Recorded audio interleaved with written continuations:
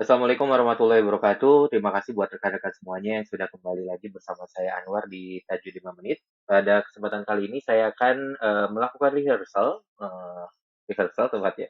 Saya akan coba menyampaikan sebuah materi berjudul bagaimana membangun kepercayaan diri, serta bagaimana sih cara untuk mengatasi keraguan atas diri sendiri, dan bagaimana cara mengatasi ketakutan. Jadi sesuai dengan judulnya training kali ini, video kali ini akan membahas tentang beberapa hal tentang tips-tips membangun kepercayaan diri, mengatasi rasa ragu atau self-doubt terhadap diri sendiri, dan yang terakhir adalah mengatasi ketakutan-ketakutan, kecemasan-kecemasan yang biasanya datang kepada diri sendiri. Nah, langsung saja kita lihat slide selanjutnya. Ini perkenalan saya. Lalu pada training kali ini kita akan membahas 4 subtopik. Yang pertama tentang bagaimana memahami diri sendiri. Jadi untuk meningkatkan kepercayaan diri itu dimulai dengan memahami diri sendiri dulu. Lalu yang kedua kita akan coba mengatasi beberapa tantangan umum yang biasanya berkaitan dengan kepercayaan diri, self-doubt, sama fear atau ketakutan. Ketakutan tentang apapun itu. Dan yang ketiga adalah bagaimana cara untuk memahami orang lain. Yang terakhir nanti baru kita akan sampai ke kesimpulan dan question and answer. Oke, kita langsung aja ke bagian yang pertama tentang bagaimana cara memahami diri kita. Jadi, untuk mencapai kepercayaan diri, untuk mengatasi self-doubt, kita harus memahami dulu siapa diri kita, seperti apa diri kita, seperti apa sih cara mengembangkan diri kita sendiri, siapa diri kita sebenarnya, seperti apa sih sifat-sifat diri kita ini sebenarnya, kita coba pahami terlebih dahulu. Pada slide ini saya ingin menyampaikan bahwa percaya diri dan kesuksesan itu ada hubungannya loh. Banyak orang percaya bahwa, oh saya ini baru bisa percaya diri kalau misalnya udah sukses. Gitu. Padahal kebenarannya adalah ke- bukanlah kesuksesan yang membuat kita percaya diri, tetapi kepercayaan dirilah yang bisa mendatangkan kesuksesan itu. Yang kedua, keyakinan itu berasal dari diri sendiri. Kepercayaan diri itu datang dari diri sendiri, dari pikiran kita sendiri. Jadi cara terbaik dan termudah untuk meningkatkan kepercayaan diri adalah dengan meningkatkan pemikiran kita, meningkatkan mindset kita.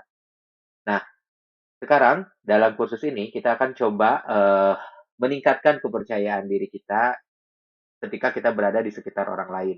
Di mana ini bisa membantu kita untuk mengubah dan meningkatkan pikiran dan emosi kita yang mungkin menghambat kita ketika berinteraksi dengan orang lain dan kita bisa mencapai ke apa ke optimalisasi dari diri kita ketika berinteraksi dengan orang lain. Nah, untuk itu juga untuk mencapai hal tersebut kita akan memerlukan banyak sekali latihan yang akan memberi kita hasil yang nyata dan juga dengan cepat.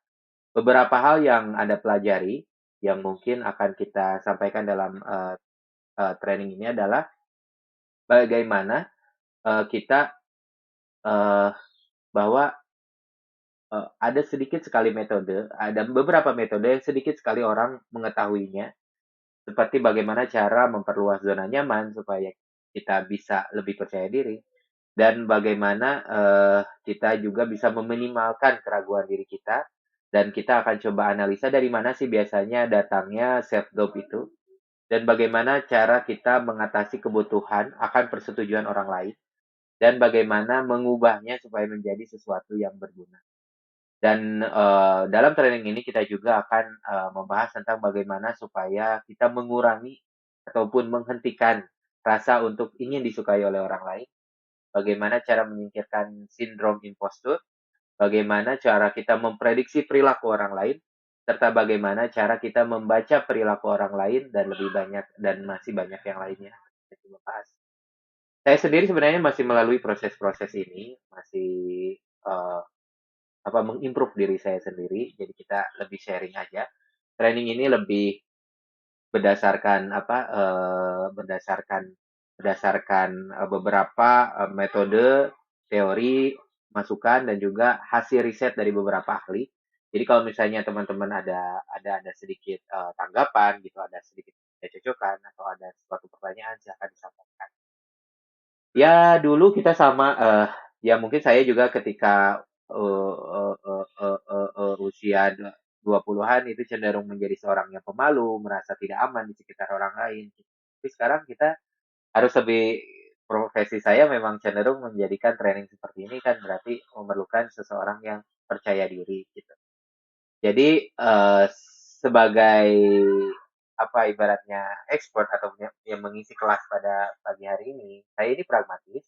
Jadi saya harapkan kemajuan dan perubahan nyata akan bisa Anda lakukan, akan bisa Anda terima kalau misalnya teman-teman sekalian, rekan-rekan sekalian itu tidak hanya mendapatkan insight, tidak hanya berpikir dan hanya berbicara tentang apa yang akan kita tingkatkan, tapi saya harapkan latihan-latihan yang mungkin nanti ada sepanjang kursus ini bisa dilakukan oleh rekan-rekan semuanya ya.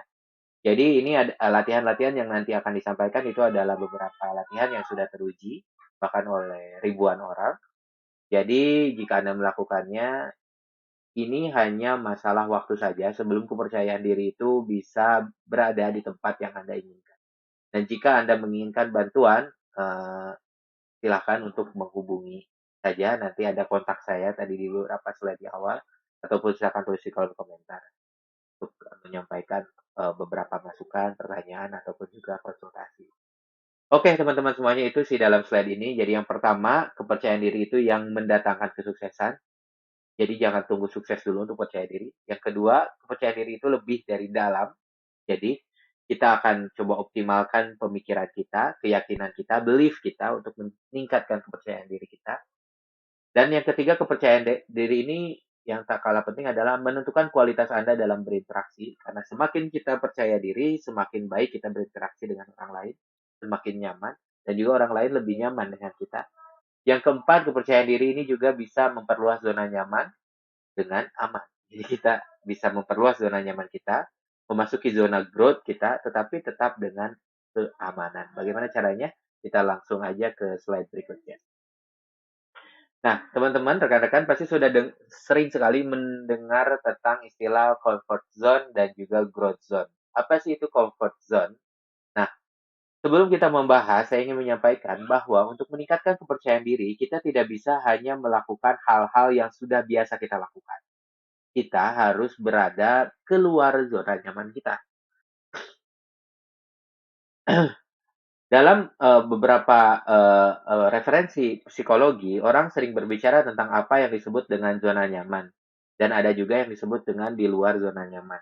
Mereka akan beberapa pendapat menyatakan bahwa ya zona nyaman itu adalah apa yang sudah kita miliki. Sedangkan zona di luar zona nyaman ataupun di luar zona nyaman adalah semua hal yang inginkan itu ada di luarnya. Jadi apa yang kita miliki itu zona nyaman, di luar apa yang kita miliki, yang belum kita miliki, maka itu disebut bukan zona nyaman. Jadi hanya ada dua area saja, zona nyaman dan zona tidak nyaman. Itu bukan salah, tetapi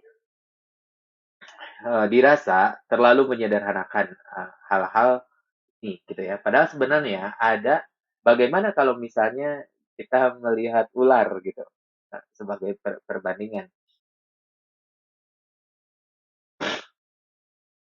Kita pertama, kedua efek dari menyederhanakan itu malah membuat kita merasa bahwa oh berarti ketika kita keluar dari zona nyaman itu ya berarti zona tidak nyaman. Tapi masalahnya zona tidak nyaman seperti apa sih? Apakah semuanya yang tidak nyaman itu berbahaya? Misalnya ketika kita tidak biasa hidup dengan ular, tiba-tiba di kamar kita ada ular, apakah kita berada di zonanya mana? Apakah itu berada di luar zona? Itu kan bukan di luar zona nyaman kita ya. Ketika kita biasa di kamar biasa aja nggak ada ular, tiba-tiba ada ular sekarang gitu. Nah, itu memang merupakan sesuatu yang tidak sesuatu yang tidak nyaman. Nah, tetapi ular itu bukan suatu yang tidak nyamannya beda levelnya gitu.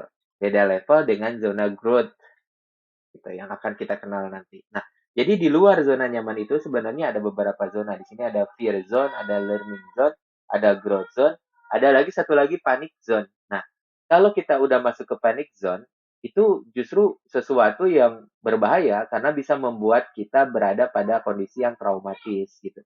Bahkan membuat kita cenderung menjauhinya, nggak mau dekat-dekat lagi. Nah, itu zona panic zone. Nah, growth zone itu berada di antara panic zone dan juga comfort zone. Nah, eee, ketika jadi apa yang harus kita lakukan, jadi saya hanya ingin memastikan, kita harus bisa memastikan bahwa kita itu mesti berada di growth zone, bukan di panic zone. Zona pertumbuhan ini adalah tempat ajaib antara zona nyaman dan zona panik. Disitulah kita tumbuh sebagai pribadi. Dan bukan hanya di mana kita menjadi lebih nyaman dengan hal yang kita latih, tetapi juga di mana kita belajar untuk percaya diri tentang kemampuan dan keberanian kita ketika kita melihat bahwa kita mampu melakukan. Eh, Hal-hal baik, bahkan jika kita tidak merasa benar-benar nyaman atau percaya diri saat melakukannya, karena percaya diri itu bukanlah ketiadaan rasa gugup gitu, atau stres, atau emosi-emosi semacam itu. Kita akan tetap merasakannya, tetapi keyakinan kita, belief pada mengetahui bahwa Anda dapat melakukan apa yang perlu Anda lakukan, bahkan jika perasaan itu muncul. Jadi kalau misalnya ketika kita memasuki zona growth zone, kita mungkin masih tetap merasakan gugup, stres gitu, ketakutan, tetapi kita tahu apa yang harus kita lakukan. Bahkan ketika perasaan itu muncul, orang yang paling percaya diri di luar sana pun gitu ya, para pembicara-pembicara gitu, masih mengalami emosi-emosi seperti itu. Jadi jangan berharap apa ya, kata-katanya mungkin lebih lebih lebih baik kayak jangan membayangkan bahwa orang-orang yang seperti presenter-presenter terkemuka ataupun juga orang-orang yang biasa tampil sebagai di acara-acara kenegaraan gitu ya. Orang-orang pejabat-pejabat hebat itu tidak merasakan gugup sama sekali, pasti mereka juga merasakan ada rasa emosi semacam itu. Tetapi ketika mereka merasakannya, mereka menggunakan strategi yang uh, uh, yang yang akan kita pelajari nanti ke depannya untuk memastikan bahwa perasaan itu tidak menahan mereka untuk tetap perform gitu. So must go on. Setelah Anda tahu bahwa ketegangan atau stres tidak akan menghentikan Anda dari melakukan apa yang Anda inginkan dan Anda harus lakukan. Eh, Sekarang mari kita beralih ke video berikutnya dan berbicara tentang bagaimana mengidentifikasi apa yang ada di berbagai zona kita. Jadi di sini saya ingin menyampaikan bahwa eh, eh, eh, ketika kita keluar dari comfort zone, berhati-hatilah jangan sampai ke panic zone, ke zona yang membuat kita sangat stresnya tidak bisa dikendalikan biasanya, seperti panik ya, seperti melihat ular sehingga kita tidak tahu apa yang harus berangkat, apa yang harus dilakukan, tapi tetaplah berada pada growth zone. Di sana adalah zona kita untuk bertumbuh dan di sanalah area yang tepat untuk kita menjadi lebih percaya diri, melatih kepercayaan diri kita.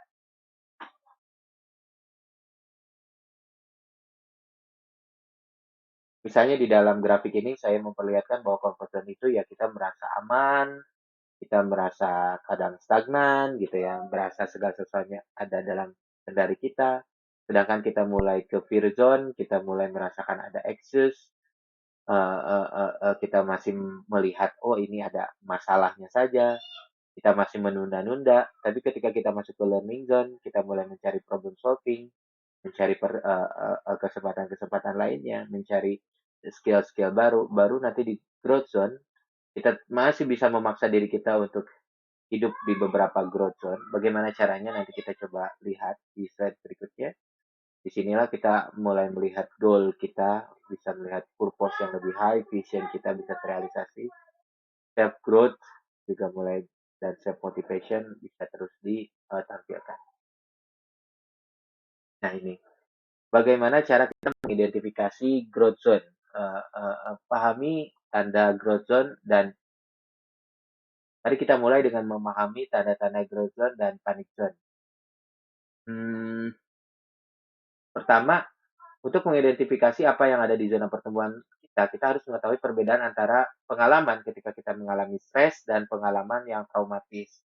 Karena ketika kita stres, kita sebenarnya dalam keadaan yang baik-baik saja. Kita mencoba untuk tumbuh, bukan hanya hal yang baik, tetapi itu juga merupakan suatu kebutuhan. Nah, kalau yang trauma itu harus dihindari. Dan lagi ketika saya mengatakan trauma, maksud saya apapun itu yang membuat kita merasa kita jadinya lebih suka berbaring, lebih suka menangis gitu ya. Kita mulai merasa mualnya keterlaluan, kita lebih suka freeze atau run, lari gitu. Nah, di sanalah Kalau misalnya udah kerja udah nggak semangat gitu, di sanalah zona trauma kita. Jadi kita harus menghindari zona tersebut. Ini adalah tendangan refleks ketika kita ini merupakan suatu feedback refleks dari tubuh kita untuk bisa ke mode freeze atau fight gitu ya, atau run gitu. Biasanya ketika kita memasuki zona trauma ini, kita menjadi sangat kesal dan marah, secara fisik juga ingin melarikan diri dari situasi tersebut, atau benar-benar freeze sehingga kita tidak bisa berpikir apapun, tidak bisa melakukan atau mengatakan apapun sama sekali. Ketika ini terjadi, berarti sudah dipastikan kita berada di panic zone kita. Tetapi kalau misalnya kita coba mundur selangkah, kita lupakan apa yang Anda rencanakan semula, di sana kita bisa menemukan kalau misalnya kita udah terlalu masuk ke zona zona panic zone, cobalah temukan kembali zona nyaman dan bersantailah sebentar. Kemudian sesuaikan tantangan Anda dengan sesuatu yang lebih bisa Anda lakukan. Dan di sanalah sesuatu yang disebut dengan zona pertumbuhan Anda, lalu coba lagi.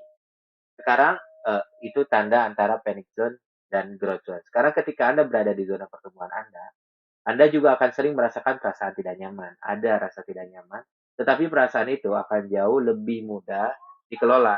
Perasaan tersebut dapat mencakup hal-hal seperti ya gugup, sedikit cemas, merasa tidak nyaman, merasa stres, bahkan sedikit takut, tapi itu baik-baik saja. Tujuan Anda bukanlah untuk tidak pernah mengalami emosi ini. Tujuan Anda adalah Eee, merasa nyaman melakukan apa yang seharusnya atau perlu untuk Anda lakukan, terlepas dari mereka. Dengan kata lain, Anda ingin menjadi sedikit nyaman eee, Anda ingin menjadi sedikit nyaman, eee, ketik atas ketidaknyamanan Anda. Nah, itu teman-teman bedanya growth zone dan panic zone. Menariknya di poin kedua ini ingin saya sampaikan bahwa Anda itu bisa beradaptasi loh dengan growth zone sehingga nanti lama-kelamaan growth zone ini bisa menjadi comfort zone Anda. Jadi comfort zone Anda ini bisa meluas gitu. Eh dan dan itu akan membuat aktivitas yang Anda lakukan di zona pertumbuhan Anda berakhir menjadi zona nyaman Anda. Dan pada akhirnya ini juga bisa memperluas, mendorong zona panik Anda gitu. Jadi jangan khawatir kalau misalnya, loh kok zona nyaman saya segini-gini aja. Ketika kita berulang-ulang melakukan hal-hal yang berulang-ulang untuk memperluas zona growth zone kita, maka lambat laun kita akan bisa memperluas zona nyaman kita dan memperluas zona panik itu menjadi zona growth kita. Kita bayangkan misalnya kalau misalnya kita mau mulai sebagai mahasiswa menjadi karyawan itu mungkin growth zone kita misalnya. Tetapi ketika kita jadi karyawan menjadi super leader itu bisa jadi growth zone kita, selanjutnya bisa jadi supervisor, itu bisa jadi beberapa hal atau dalam hal pembicara gitu ya dan sebagainya. Itu bisa atau misalnya ketika skill oh misalnya HTML aja nih tiba-tiba harus jadi project manager nih di dalam suatu project. Nah itu mungkin bisa bikin kita merasa tertantang gitu, tapi lama kelamaan itu bisa menjadi sesuatu yang eh, lebih terarah. Oke, next di sesi ini kita akan latihan memperluas growth zone kita. Jadi caranya adalah targetkan area di comfort zone yang ingin Anda ekspansi, lalu lakukan aktivitas yang diperlukan di setiap harinya. Anda mungkin akan mendapatkan tantangan seperti super ego. Lalu seperti apa super ego? Kita bahas di sini. Super ego itu adalah sumber dari segala keraguan. Biasanya disebabkan super ego itu terkait sama pembelajaran dan pengalaman masa kecil sangat terkait dengan super ego ini. Dia sering mengendalikan kita untuk tetap berada seperti adanya saja. Jadi dia itu seperti daya gravitasi yang selalu menarik kita di zona nyaman kita. Tapi harus ingat bahwa super ego itu bukan kita. Kita adalah orang yang memiliki super ego. Jadi super ego itu sebenarnya ya dia sifatnya konservatif, ingin melindungi kita. Tapi kalau kalau terus diikuti ya kita jadinya nggak bertumbuh. Bagaimana melatih super ego? Nah, yang pertama ya kita harus identifikasi ya apa sih suara dari si super ego ini. kita harus pisahkan super ego. Caranya adalah ya kalau misalnya kita dalam kondisi stres, kita mendengar kata-kata yang melemahkan kita, ih kamu tuh sebenarnya nggak pantas, kamu tuh sebenarnya nggak bisa, kamu tuh sebenarnya belum berpengalaman dan sebagainya, kamu tuh sebenarnya dan sebagainya, itu adalah si super ego. Nah, cara melawannya ya kita harus terus melatih diri kita untuk memasuki growth zone dan mengikuti super ego. Dan yang terakhir, di bagian yang pertama ini kita sudah belajar bahwa growth zone itu melatih kepercayaan diri, kita sudah melawan tentang super ego yang senantiasa menarik kita untuk seperti adanya saja. Sekarang bagaimana rasa takut? Kenapa sih kita bisa merasa takut? Apakah takut itu juga berkaitan dengan apa? Dengan sesuatu? Faktanya rasa takut itu datang dari diri kita juga gitu. Ya. Kadang kita melihat bahwa kalau gitu takut ular misalnya, oh, berarti kan emang faktanya ada ular, bukan kita tahu, tapi kita persepsi kita tentang ular itulah yang membuat uh, ular itu terasa takut gitu.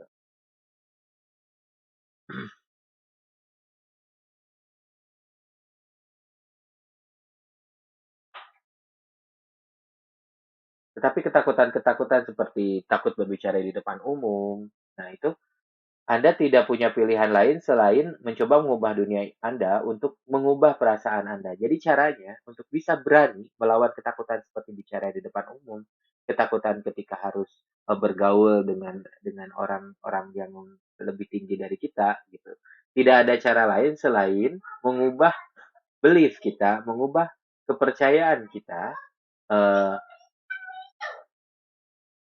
karena itu adalah satu-satu hal yang bisa kita ubah supaya perasaan kita bisa mengubah pemikiran kita sendiri. Segalanya akan menjauh lebih mudah karena semakin kita melatih belief kita tentang memandang sesuatu, oh ternyata ketika kita semakin mencoba, kita akan muncul keyakinan-keyakinan baru bahwa oh ternyata ini tuh yang tadinya menakutkan ternyata sekarang tidak menakutkan. Gitu. Itu bisa bisa bisa muncul hanya dengan ketika kita melatih diri. Itu tentang fairness. Jadi kuncinya ada di belief kita ya. Selanjutnya kita akan mengatasi beberapa tantangan-tantangan yang paling umum yang biasanya berkaitan dengan kepercayaan diri. Yang pertama, tantangan yang pertama adalah biasanya orang cenderung membandingkan diri sendiri dengan orang lain. Kenapa saya tampilkan Deddy Corbuzier di sini? Karena ini juga kata-kata ini pernah disampaikan oleh Deddy Corbuzier dalam salah satu podcastnya. Uh, Salah satu hal yang paling umum, tantangan-tantangan umum yang biasanya membuat orang cenderung tertahan rasa percaya dirinya adalah ketika dia membandingkan diri mereka dengan orang lain. Dan saya berani bertaruh bahwa bahkan uh, sepandai dan berpikiran terbuka seperti Anda, karena Anda cenderung melakukan itu kan ya.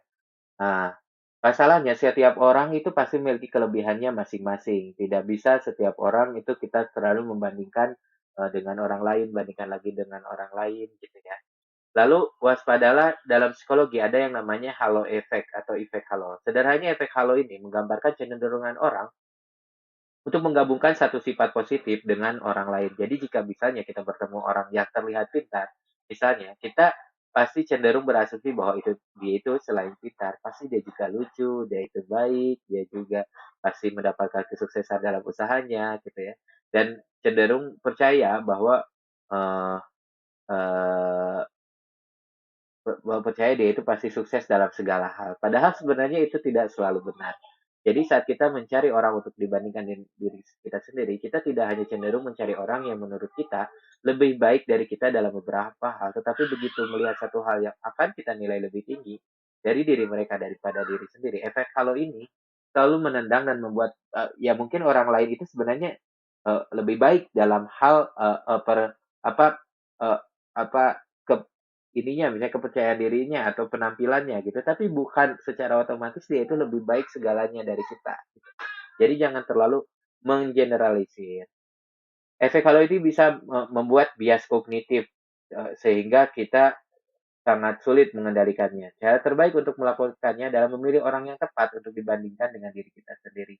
Dan hanya ada satu orang yang sangat tepat, yaitu diri kita di masa lalu. Yang kedua, mengatasi kebutuhan. Nah, tantangan selanjutnya adalah kadang mau percaya diri itu, gue benar belum ya gitu ya. Kita selalu membutuhkan persetujuan dari orang lain. Nah, jadi kebutuhan kebutuhan akan persetujuan adalah hal yang sangat wajar. Dan saya sedikit kesal dengan perkataan saya yang poin bahwa Anda harus membuangnya sepenuhnya. Sebenarnya nggak bisa dibuang. Kita perlu ke persetujuan dari orang lain selama mereka memang expertise-nya di sana. Misalnya kita ingin persetujuan dari orang dalam hal kemampuan kita uh, membuat laporan ya dari dosen kita gitu, jangan dari teman-teman kita misalnya. Atau misalnya kita ingin dapat persetujuan tentang baik gak sih penampilan ya kita ya dari orang yang memiliki expertise di sana. Jangan setiap orang kita harapkan persetujuannya. Tidak harus kita dengerin semua orang gitu. Tapi yang ya mungkin kita harus tanyakan kepada orang yang lebih kompeten. Yang selanjutnya, imposter syndrome. Imposter syndrome ini adalah apa ya sebenarnya? Biasanya adalah kecenderungan dirasakan oleh orang-orang pintar. Bahkan 70% berdasarkan penelitian, 70% orang-orang itu merasakan imposter syndrome. Sebenarnya imposter syndrome ini hanya perasaan yang dibuat-buat ketika dia merasakan bahwa sebenarnya saya ini nggak pantas lah di posisi ini, saya ini seperti mengkhianati orang lain. Cara mengatasinya hanya satu, yaitu abaikan impostor syndrome ini dan lanjutkan keberhasilan Anda. Lalu Anda bisa melakukan research, penelitian terhadap kepercayaan, terhadap skill-skill ataupun kemampuan Anda. Yang selanjutnya, yang terakhir, tantangan umum yang biasanya muncul ketika orang yang ingin percaya diri adalah rasa ingin menyenangkan orang lain. Uh, atau disebut juga people pleaser. People pleaser ini adalah seseorang yang selalu mengatakan iya tanpa mengeluh dan menjaga kebahagiaan semua orang. Korban dari people pleaser itu tidak ada kecuali dirinya sendiri. Nah, biasanya orang yang people pleaser itu selalu merelakan dirinya menjadi korban gitu ya. Seperti misalnya ada cerita seseorang yang begitu sibuk dalam pekerjaannya, uh,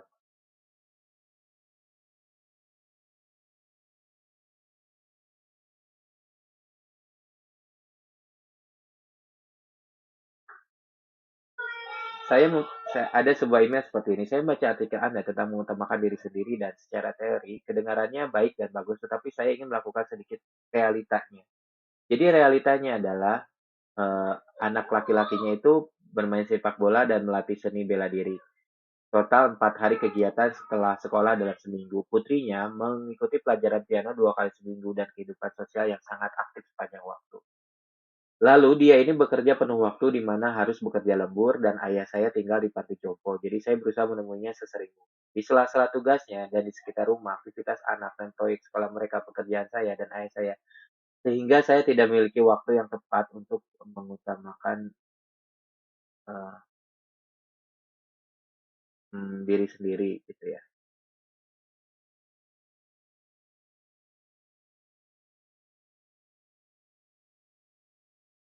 Jadi ya intinya coba sedangkan diri sendiri, sediakanlah waktu untuk merecharge semuanya untuk mengatakan tidak saat lelah.